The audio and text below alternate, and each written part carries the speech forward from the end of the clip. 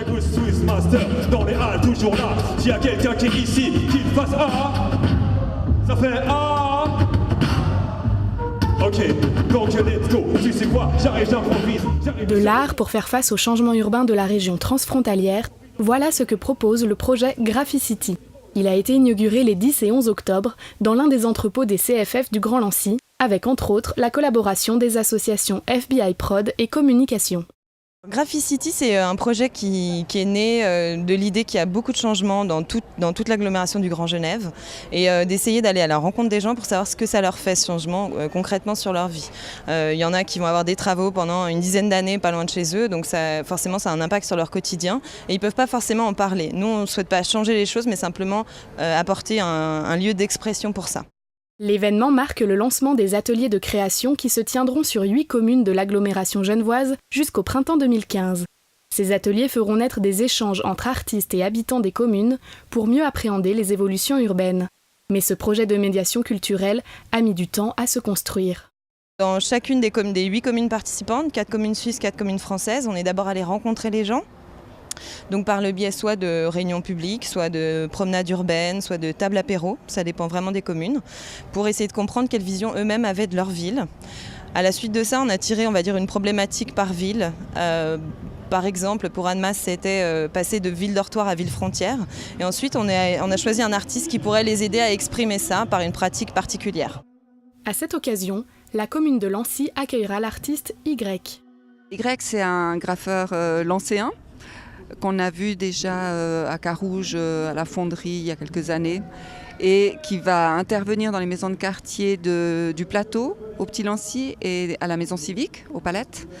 Et il va intervenir sur les grillages avec une espèce de broderie en scotch, en fonction des mots, des expressions, des idées qu'il aura récoltées avec les gens avec lesquels il travaille en atelier, c'est-à-dire des gens des Palettes et des gens du Plateau. Au cœur de cette démarche, le désir également de favoriser les collaborations franco-suisses. Les instigateurs du projet viennent d'Annemasse, FBI Prod à la base. Et c'est vrai qu'ils avaient lancé depuis un petit moment des projets transfrontaliers, notamment Passe la Douane, qui a vécu pendant 3 ans, qui était vraiment l'idée de faire des échanges de pratiques autour des cultures urbaines à Genève et en France voisine.